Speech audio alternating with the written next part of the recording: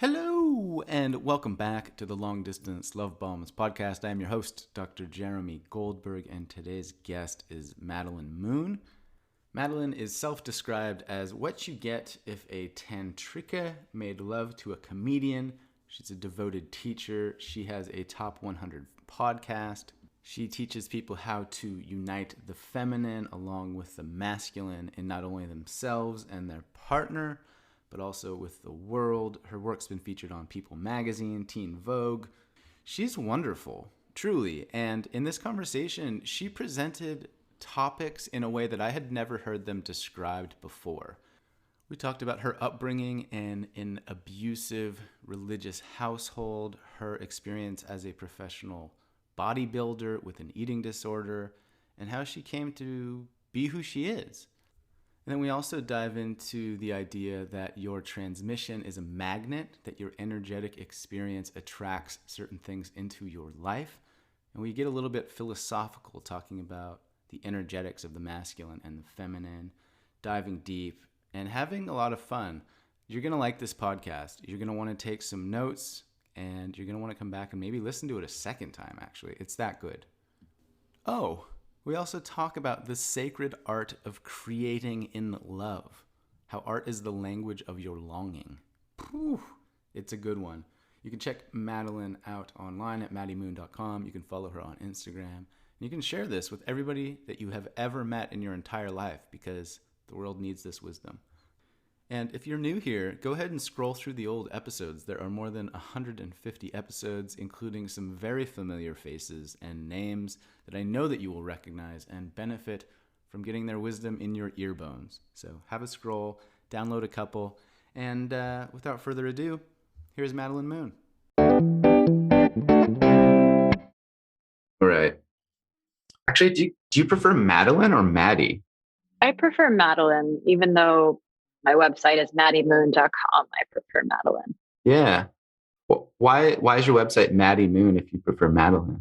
Well, 7 years ago when I decided to get the URL, it just had a certain ring to it. And it does, Maddie Moon. And I was just thinking how much more brandable it would be, how people would misspell Madelyn. And then in the past 7 years, I've just really grown into my full name. I was much more of a Maddie then. And now I own both URLs just in case they ever want to use Madelyn. But, Google SEO already has Maddie all over, so I just leave it. Right.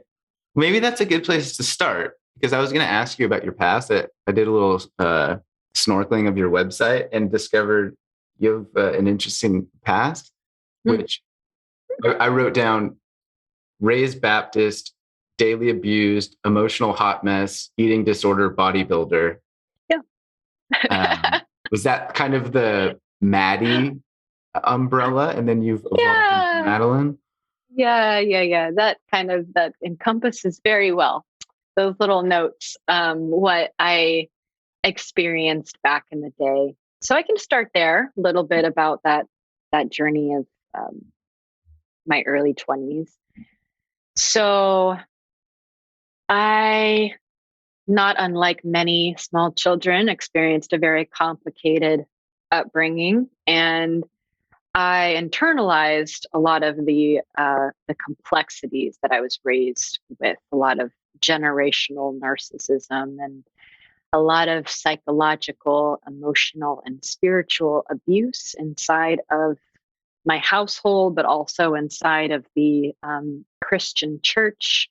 Not so much the church, but that the way that the church was manipulated in my household. So it was a very toxic, confusing, and wound-driven upbringing. And I internalized a lot of that. A lot of the messages of God doesn't, honor me or love me or appreciate me. And what can I do to get God's approval? Which was, of course, actually, what can I do to get mommy's approval? Because mommy was God.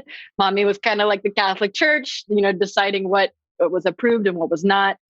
And it goes much deeper than that. But essentially, what I decided to do as a little second grader was suck in my stomach, make myself smaller, get really tiny, become itty bitty so that I don't feel things and I disappear. Because the more that I disassociated from my emotional expression, the safer I was.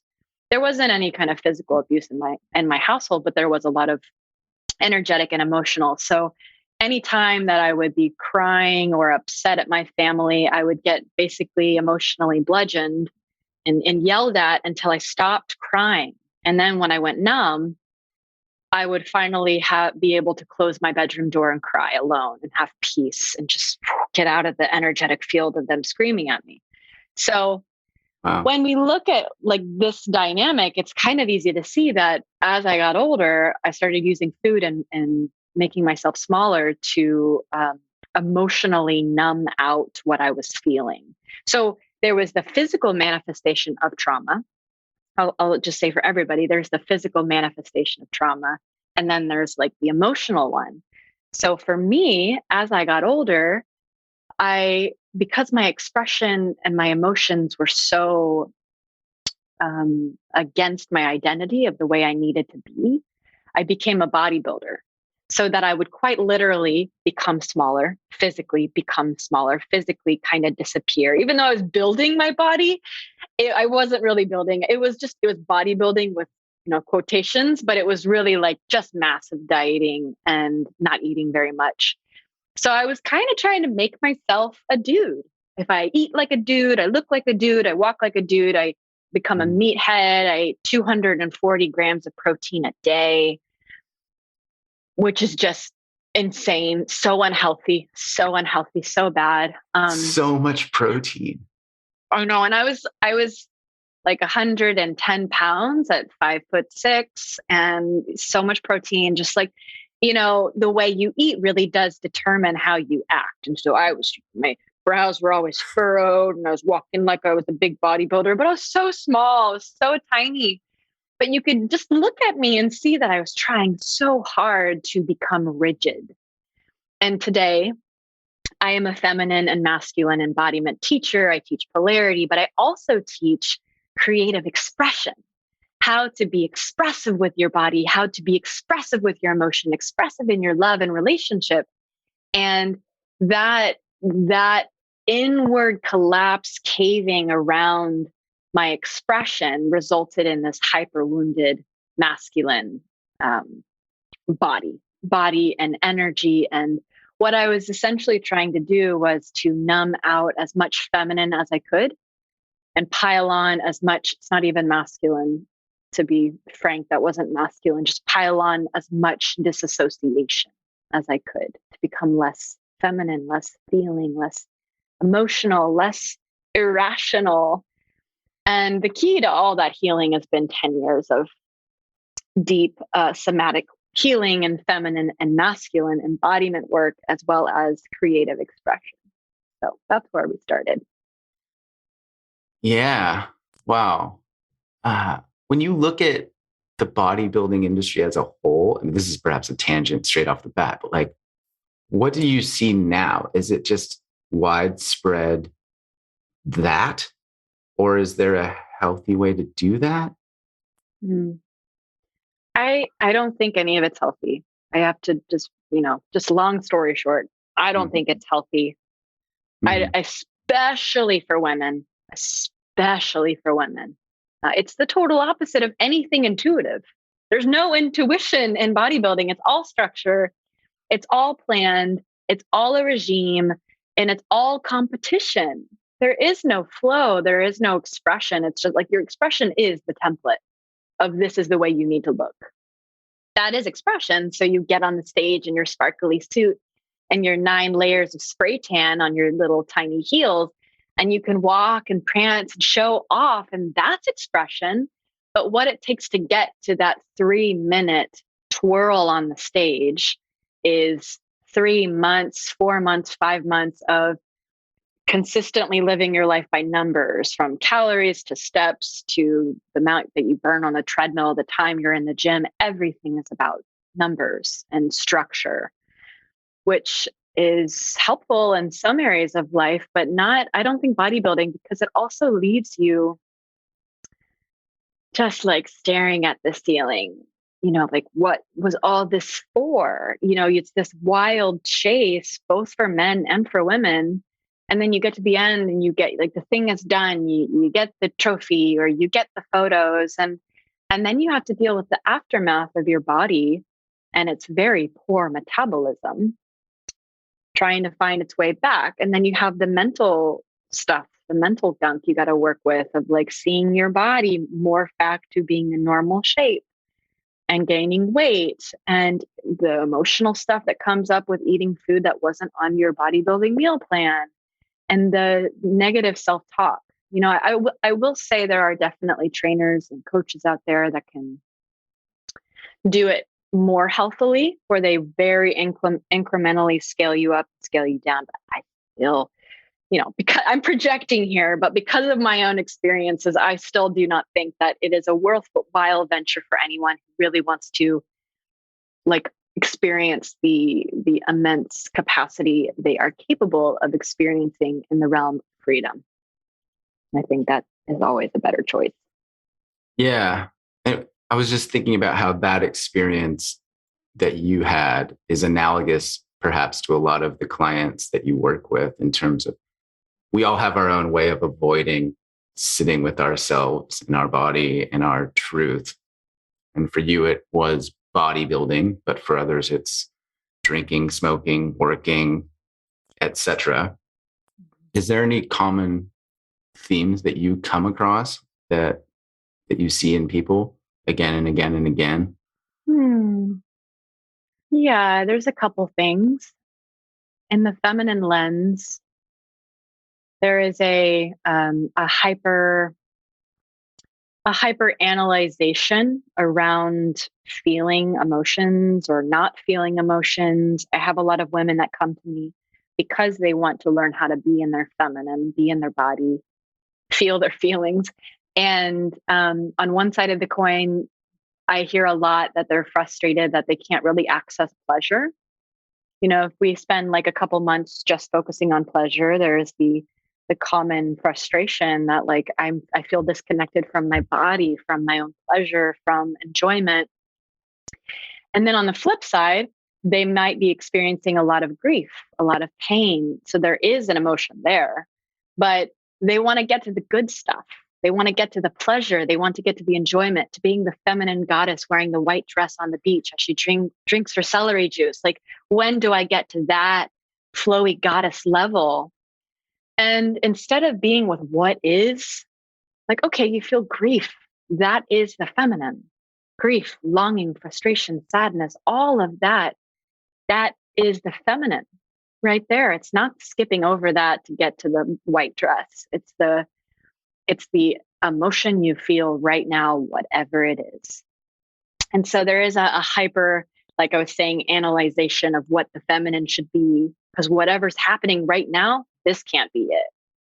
I see that a lot. Like whatever's happening, like I'm frustrated that this stuff is coming up in our coaching container because it means I'm failing at this whole feminine body thing. Like, no, that's it.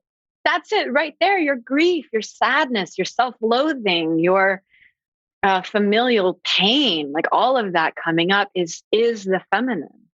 And then there's another flavor of the feminine, which is pleasure and enjoyment and beauty and elation and euphoria, and that's all good too. But they work together, right? That in itself is polarity, the high spectrum of enjoyment and the depths of the grief and the pain. And all of this needs to be experienced and felt to resensitize, to become energy again. And that's what, again, the feminine is energy, any kind of energy. Can you say just a little bit more about that? So for those listening who might not be super well versed in the dynamics or the energetics of masculine and feminine, how do you describe and define that? Yeah. So there's a couple things I always like to say. One of the things is that feminine and masculine, they are not universal terms. So in Tantric Buddhism, feminine and masculine is different than what it is in Taoism. The body of work that I study, feminine is energy and masculine is consciousness. In some other lineages, it's actually the opposite, where the feminine is consciousness and the masculine is energy. Like in the Western, we often think of feminine and masculine as yin and yang. So feminine is intuitive and calm and the moon and like it's yoga and ease and softness. And the masculine is yang and, hypervigilance and hustle and drive and New York City. In my body of work, it's really the opposite. Masculine is stillness, it's nothingness, it's death, it's consciousness. It's the part of you that has no personality. It's just that beam of light, that orb of light that's with you in every life, in the next life, in the past life. It's the part of you that never shifts or changes. It's always there. It's your awareness. And the feminine is the energy, it's the Shakti, it's the Kundalini, it's the Chi, it's the movement, the tsunami, the forest fire, the rainfall. It's all of the energy. So if we look at a very simple metaphor that many people have probably heard, maybe not, the water inside of a river, the energy moving in whatever direction she's moving, splishing and splashing, that's the feminine. And the bed that holds it is the masculine. Does not, over time, it does move because the feminine's force is so powerful. And it actually is the thing that shapes the bed. But the masculine is the thing that holds the feminine. It is the container. As we sit in our rooms here, or if someone's listening to this as they're in the car, maybe driving, the car, the room that is holding you is the masculine. It's what's containing you. It's not shifting. It's not changing its shape, staying where it is. But us with our bodies are the feminine right now. I'm using my hands as I'm speaking. I can move around on my seat. If you're in the car, you're the energy. So in the body of work that I've studied, the feminine is the energy, masculine is the consciousness, and this lives within all of us. Everyone has it. Many of us have potential, at least, to have 50-50 equal parts, or I should say 100-100, full out masculine and feminine. Ideally, I think that's the goal, that we all step into 100% of both, 100% responsibility for both. My masculine capacity is really sharp. I have a really strong masculine capacity because I needed to do that to create safety for my feminine with all that I went through. And I think that's the case for most women. We need to create 100% capacity of our masculine. And then the feminine feels so much more safe to express and to flow and to love him and long for her and want this, because we can hold all of that. And the same thing goes for men. So men traditionally have been raised to have very yang, go out there, fight for your dreams, fight for the country, fight for the woman, bring home the money, climb the corporate ladder, all the expectation and pressure that has traditionally been on men's shoulders. Well, how are these same men going to be able to understand this explosive, chaotic energy that is shifting within their partner if they don't have an intimate relationship with it within themselves first? So same thing, I believe, for traditionally masculine men, they need to take 100% responsibility for training their own feminine. Get comfortable with your grief, get comfortable with your irrational nature, get comfortable with your I don't know-ness. Get comfortable with I love you, now I don't. All the different shape-shifting emotions that you feel, own those, get comfortable with them. And then polarity is the art of engaging and relaxing the energies. So for the sake of love, let's say you're with your partner and you've been kind of doing the same thing for a while. You wake up together, you eat breakfast together, you go to the park together. Let's say if anyone's listening to this, maybe you have a baby together, you raise that baby together. The relationships need sameness to work. Relationships need sameness. In some ways, not all the ways. You can have different political beliefs or live in different homes, but you need some sameness. You both want the relationship.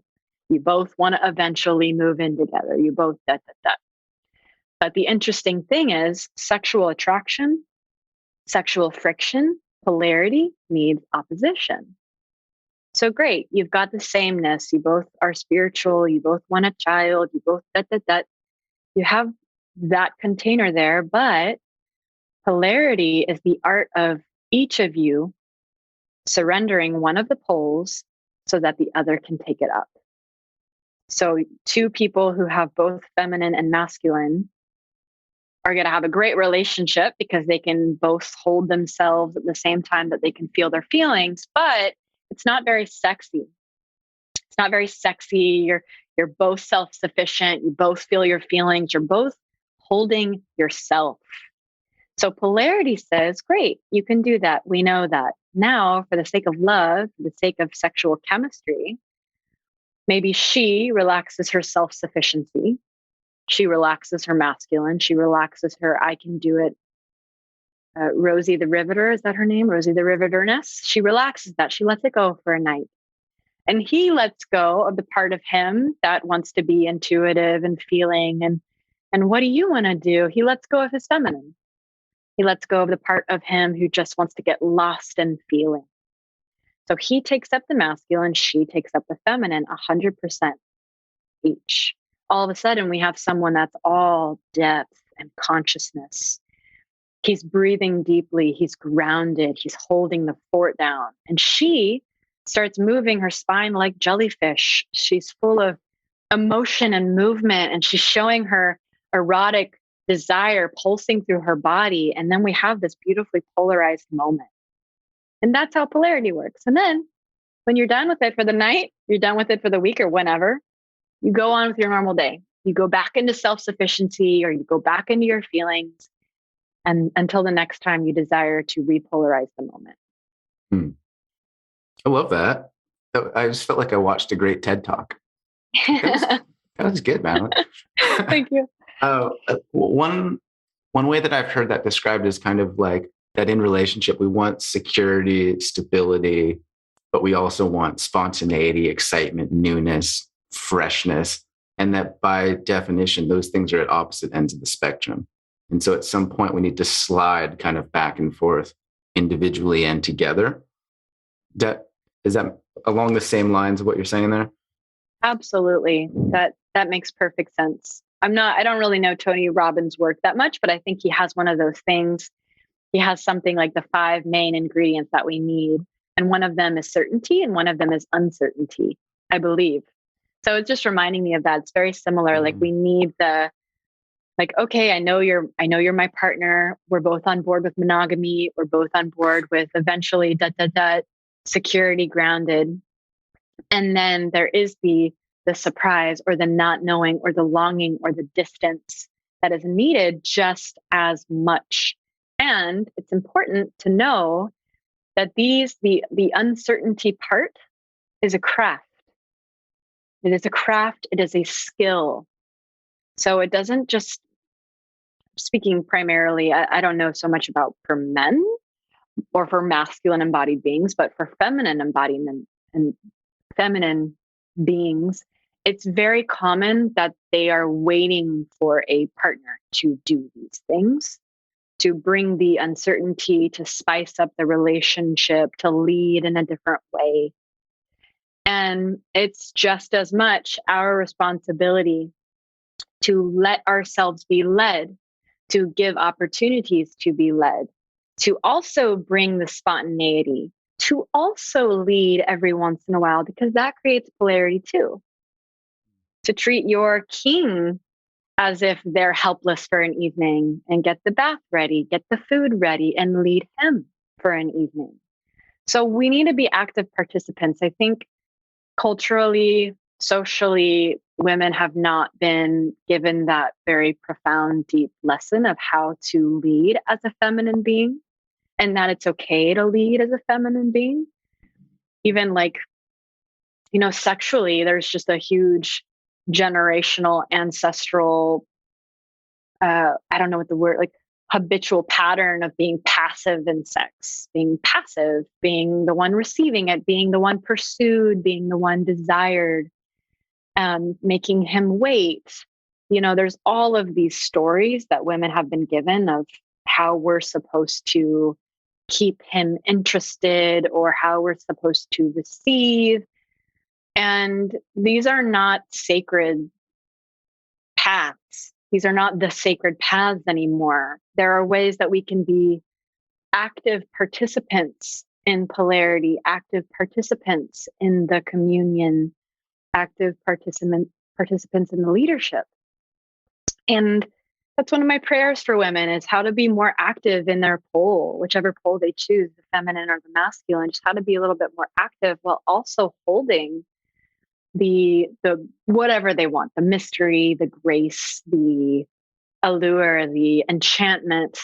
These are the sacred paths. And it's fun. It's fun to learn how to be an enchantress and also lead, not to play a game, not to win something, not to manipulate, but to gift.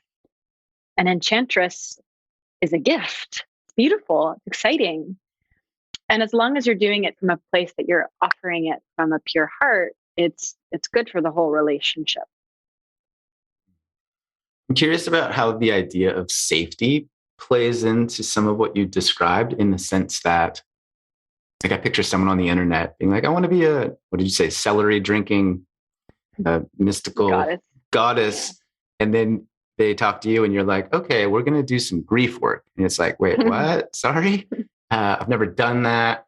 Or for men or the masculine embodied individuals that I know and am familiar with, it's like, oh, the idea of feeling out of control or surrendering to these emotional intensities inside, or learning this language of vulnerability and putting the guard down, can feel or bring about feelings of danger, or perhaps that's too strong, or fear, or just a lack of safety. Is there anything you have encountered or have to say about that idea? Yeah, it's a great point. And I would say that there are different ladders to climb, I guess we could say, in the embodiment / somatic experience. So I'm currently in a 7-month trauma training that I'm doing, and it's about time. I'm really excited to do this, to pair it up with my polarity work, because it's really needed. Really understanding the finite and very small, nuanced details of the body when it comes to experiencing any kind of emotional, unprocessed work.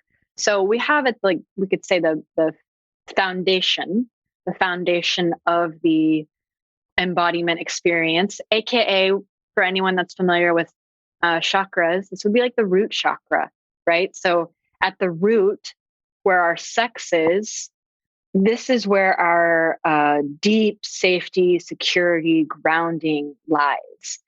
And firstly, knowing that our body is safe to experience what we need to experience or want to experience comes with different tools. So maybe for some people, the level that you're at for feeling grief, it's very, very, very subtle. It's sitting in a chair where you're connecting your root literally to your seat, and you just feel the flutter of grief in your heart. And you just slowly let that flutter of grief in your heart expand into your arms and expand into your legs for 5 minutes. And maybe you don't feel much at all, but maybe you do feel something very little that you can describe. After 5 minutes, you bring that all back into your heart, you seal it up, and you move on with your day. For some people, a practice like that of 5 minutes of just feeling the flutter of grief is a lot, and it's enough. For other people, it's shadow work, right? It's like embodying the darkest, deadliest, and scariest thing that's ever happened in their lives in a room full of people with an audience, where they act out the whole theater of this terrifying idea or actual thing that happened, or just fear that they have. They act it out and they actually experience it in their body. This is my favorite thing to do. It's called sacred theater. It's where you take an idea, a concept, a taboo, a storyline, anything you make up. Let me give an example. Because sometimes that helps. I do little tiny theater performances with my partner all the time. Sometimes I send him a video I will do in my living room. Sometimes I do them with him. So one time, for example, he was off doing something with like leading a kind of group, and other women were there. And he said something like he had a great time. And I was immediately fully triggered. Like, how dare you have a great time without me? I wasn't there and you had a great time? No, no, no. Does not work for me. So instead of the old, patriarchal, manipulative, passive aggressive way of sending a text back being like, cool, cool, cool, glad you had a good time. See you tomorrow. Good night. Something like that. Or explosion of how dare you? I can't believe you did that. Like, don't you fucking know who your girlfriend is? Like, fuck you. Block number. Like, no, neither one of those. The way of creative intimacy is to go, okay, I'm jealous. One, let me own that. The actual emotion is jealousy. And then two, how can I make an offering out of this jealousy? So for this one example, I just bought this beautiful ceremonial dagger. And I said something like, this is what I'm going to use on you and all of those women the minute I see you next. And then I actually performed a kind of dance that was like the dance of death. And I paired it with music, and I had the lighting all right. And I made it super erotic and sexy. But at the same time, I was like, you're going to die. Made it super dark. And then I was like, can I send you something, baby? And he was like, yes. And so I sent him this video of me dancing with my dagger, telling him that he's going to die next time I see him. And the beautiful thing about that is that I've met myself. He didn't need to do anything. I didn't actually need him to do anything. I wouldn't have felt happy if he said he would never do that again. He'd never see those people again. Sometimes that's what people think they want. They want to know that their lover will always be with them, that their lover will never look at another woman, that their lover will never That's not what actually heals the heart. What heals the heart is for you to meet yourself. And we meet ourselves through expression, through making skits, through acting out something, through writing a song or a poem or doing a performance. But that's actually quite a light version of things I've done. I've done much darker and live things for people or in group containers, just things that I needed to process, that I needed to act out. And so this is for a level where the nervous system has already received an internal safety net. You've trained your body to feel safe in the expression. You know how to hold yourself before it, during it, and after it, or you have a team of people who are willing to hold you during it or after it. And like everything else, there's different layers to that. You can do light shadow work, you can do intense, you can do fun. But I'll stop there. That was great. I love that the dance of death and threatening your partner with a dagger is like the light and fluffy example. Yeah. So I think it just speaks to the ladders that you reference, that there's different ways of doing this that honor what your own individual body needs and requires of you, right? So to not go too far, too fast, to go slow, to, not too hot, not too cold, the water's just right kind of vibe. You brought up the idea of feeling triggered.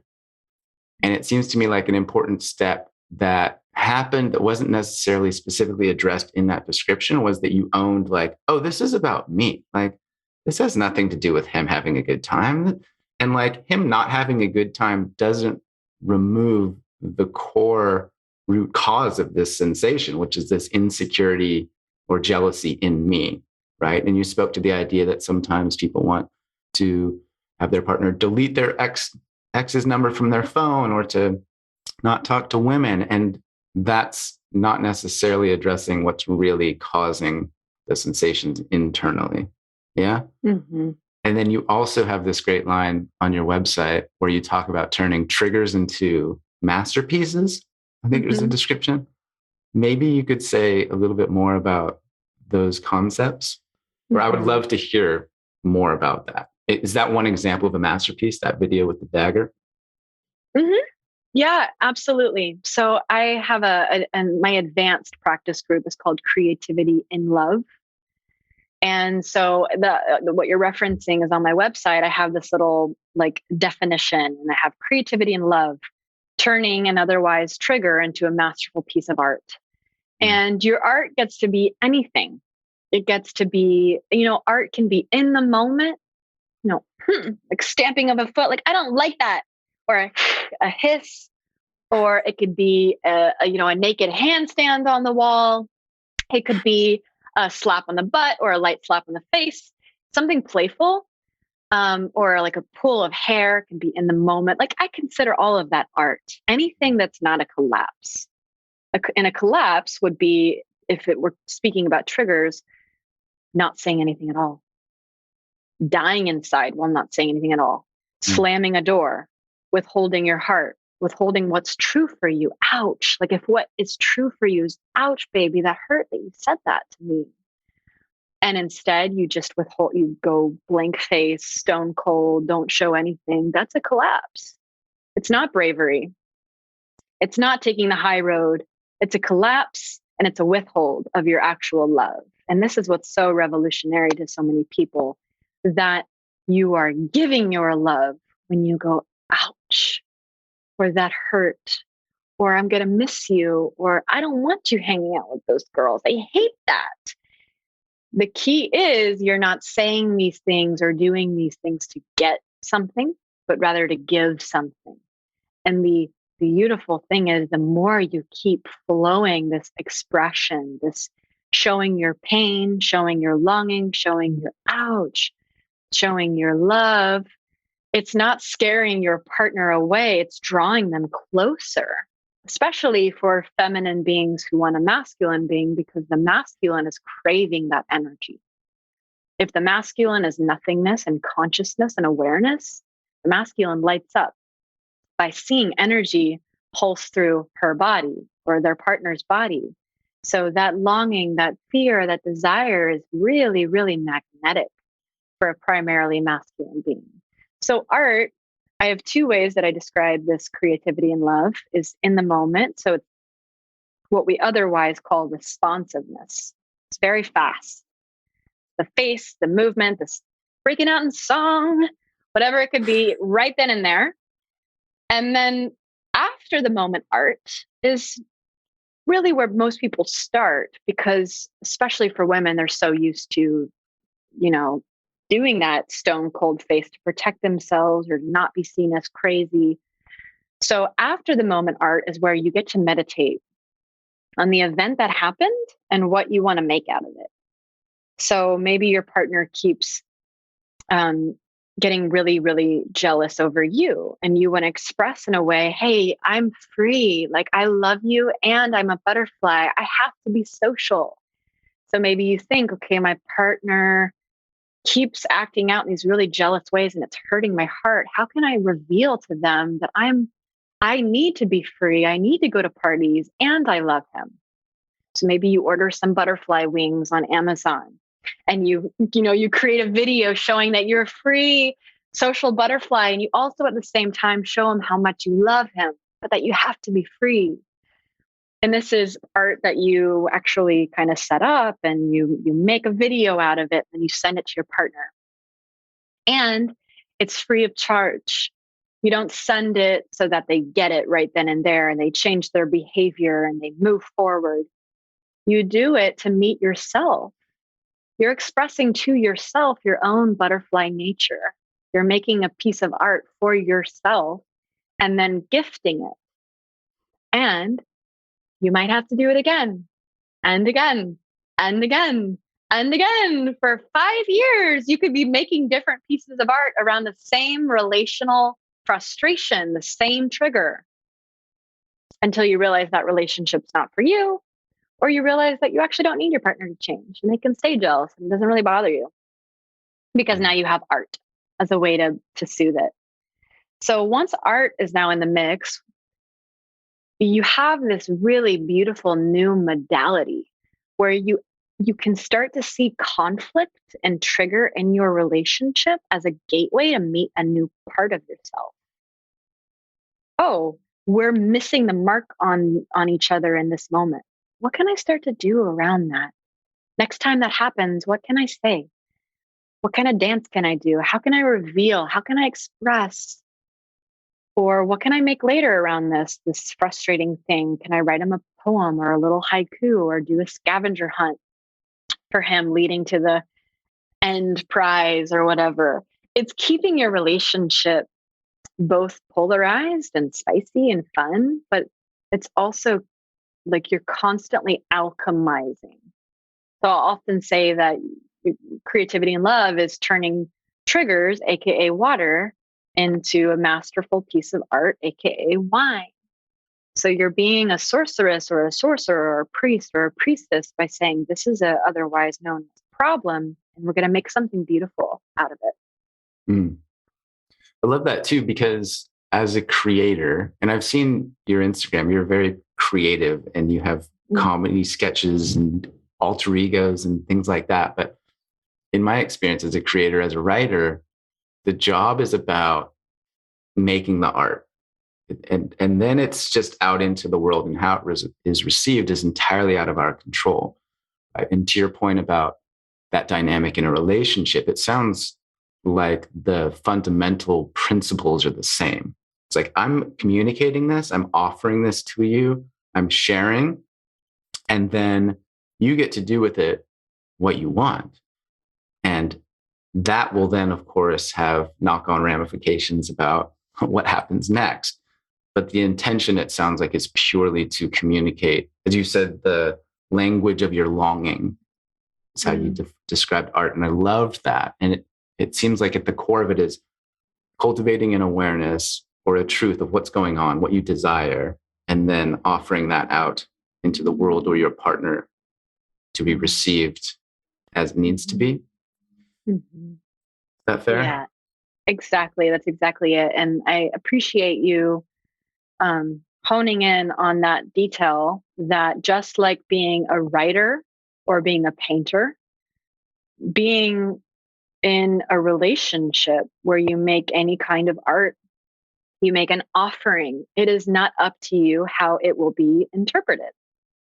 As if it was, as if you go to a museum and you see a sculpture and you want to enjoy it and see how does it move through your own body, the sculpture. What do you feel when you look at the sculpture? If you have someone in your ear saying, when you look at the sculpture, you need to feel dut, dut, dut, dut, dut in your body, here, here, here, and it needs to shift and transform this mindset belief within the next 5 minutes, or else you didn't get it. If someone's doing that, you can't see how it's going to hit you. So pieces of art are going to hit differently than maybe you want them to for your partner. Like, this isn't necessarily art, but one thing that is about my partner that I've slowly started to understand is that he does not really feel a lot of enjoyment from gifts. So if I get him, like I've ordered him food one time, I ordered him food just as a surprise. I took care of dinner for him after a long day, and it like literally stayed on his stoop for hours. He forgot about it and didn't go out and get it. And it was like a waste. He had to throw it away. And it was such a good moment for me to be like, here's this piece of, to me, I would consider that art. Like I'm giving you this delicious meal. You don't have to worry about food. And a lot of times he's great about receiving, but sometimes because it's not a big thing for him, he forgets. And I could notice this part within me that wanted to be like, well, if I'm going to send you food, or if I'm going to get you a massage delivered to your doorstep, then you better appreciate it in this way and this way and this way.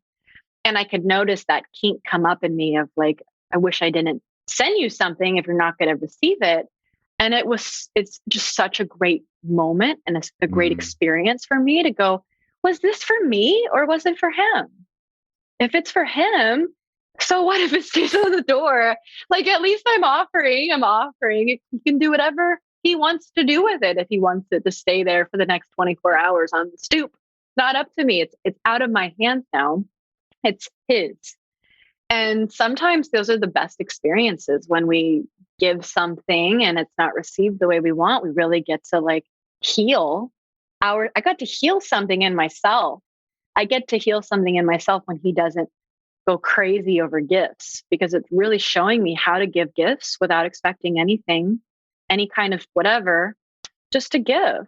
And I love that about him. And I love that about us. I love this experience of giving without him always receiving it in the perfect way that I imagine he should, because I'm learning how to give more effortlessly without any attachment. That's pretty cool. That is pretty cool. Yeah. And I love that, this idea of unpacking or untangling perhaps the expectations that you had that you might not have even realized that you had, right? These covert contracts or these subconscious manipulations, or however you want to describe them. It's like, oh, dang, that's me. That's mine. Okay. Interesting. I get to look at that now. I get to learn about that. I get to turn that trigger, as you say, into a masterpiece. And it's another powerful example of just doing the work and learning and growing and embodying, expanding. And it's uncomfortable in my experience. It's like, oh, dang, make dinner for my partner. It's like all proud, laid out, looks so good, tastes so good. And it's like, oh, thank you. I really appreciate this. And it's like, well, hang on. Where's the parade? And like, why aren't you kissing my feet? You know, it's like, oh, hang on. That's interesting. I had those expectations, or what is it in me that needs that? Right. Totally. Yeah. And it's such a, how do I say this? It's like, once you start to see that, once I've started to see that within me and really work on my ability to make these productions, clean the house without a thank you, send food without it ever being eaten, make a plan for a special getaway that doesn't go as planned, whatever. And then I start to heal the attachment around how it's received. I can really like go into my own space around, wow, well, maybe this is actually just the lifestyle I want. To give, to make, to clean, to this, to that, to open, to have adventure. And like, it's not a selfish thing, but what if I started really just seeing this as me? This is what I do. Instead of the hooks where I need anybody else to do anything, what if that's just the way I am? I'm a giver. I'm a maker. I'm a creator for me, for God, for love, over and over and over. And people who enter my life are just, they are vehicles for where I can direct that thing that I'm already gonna do. Does that make sense? Yeah. Let me share my impression of that, and we can see if we're on the right path. Yeah. Or on the same path. One thing that I've learned, like one example from my own past, it's like I would text somebody, like, hey, or a voice note, hey, just thinking of you, love you, appreciate you, glad you're in my life, yada, yada. And if I didn't get something back, I would be like wounded almost, like, oh, they don't love me, this insecure part of me that wasn't it wasn't reciprocated, right? And then I was intrigued by that and wondering, like, what's that about? It's a weird thing. And so then I sort of, the way around that was like, I took inventory of my actions of like, oh, I sent a text to 3 people that I care about, telling them I love them. Like hands are, I'm wiping my hands, like job done. I did it. And like, oh, I showed up with integrity. I did this, I did that, I did that. And I kind of made it more centered around my own individual actions rather than how it was received, in the same way that if you're putting art in the world, it's not about what the reviewers say or what the followers on Instagram say. It's like, I did that. I'm proud of that. I feel in integrity. My life's aligned with my values. Like, I'm good. and then trying to reclaim that sovereign space more and more frequently with less and less angst and annoyance. Yeah, that's exactly it. And sovereignty is the perfect word for it. It's interesting because we're always like, I say we're always, but we hear all the time, like, do things for others, do things for others, do things for others. And like, yes. And at the same time, it's interesting. It's like, do it for yourself, for love, for God, for the higher power. And it's actually cleaner. You're also still doing it for other, but you're there. It takes away the hook. It's so interesting. I want to sit with this whole, like, what is selfish, what is sacred kind of concept, because it really is such a sacredness of expressing because you have to, rather than expressing for the other person. It's just a really interesting thing. It's almost like the advanced level shit. You're like, oh, you want to get more money? You have to give more. It's like, that doesn't make any sense intuitively. But once you've like gone up the various steps of the ladder, it's like, oh, it's like some kind of sacred scroll that the teacher's like, now you're ready. This is the expert level stuff. All right. Well, I'm conscious that we're approaching the end of our hour together. It's been about 50 minutes. Is there any topic or anything that you feel like vibing on for another 5 or so that you just need the world to know about? Or one idea just to plant a seed, and you can choose not to water the seed and let it die. I'm okay with that. I'm just offering it out. This line about your transmission being a magnet. I saw that on your website too, and I was like, that's a good line. That's interesting. So I'm just planting that one, but anything else you really want to talk about for another 5 or so is fine with me. I can riff on that for 5. Yeah. So transmission is, how can I best describe transmission? When you walk into a room, when you enter a Zoom call, when you go to a full moon circle, anytime you go anywhere with your body, you are sending out something into the space. You can see, let's say we're in the doctor's office and some 55-year-old man walks in, head hung down, shoulders hunched. He's like, his feet are floppy as he walks. His arms kind of sway a certain way. You can read his body very well if you just feel into what your body is saying. So my body, if this character walked in, I wouldn't trust so much. It's not to say he's not trustable and he's not going to pay his bills on time. I mean it more so that energetically, his spine doesn't feel very trustable to my spine. It's floppy. His head's hung down. I feel a transmission of maybe hopelessness coming from him. His body is taking the shape of hopelessness. Everything is concave. Everything is moping downwards. So there's something energetically and emotionally that's happening in his life. Maybe he's been with a partner who has emasculated him for 30 years, and his body has taken the shape of emasculation. So we could also look at a 21-year-old girl has had familial abuse her whole life. She's taking that shape too. And that shape could be multiple different ways. She could take the shape of feeling unsafe in her own body.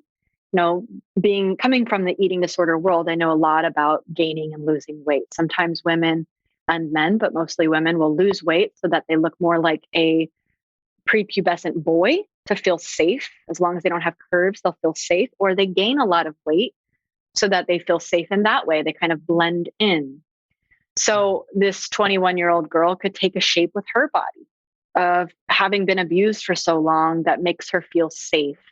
So maybe it's also concave, it's small, it's hunched shoulders, maybe it's weight gain, maybe it's weight loss, maybe it's the way she dresses, maybe it's how loud she speaks. We use these safety mechanisms in our physical bodies.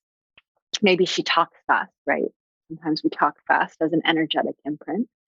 But our transmission, this idea of choosing your transmission, is about getting familiar with how you're living in your body. What are the patterns I do? Do I cross my arms a lot?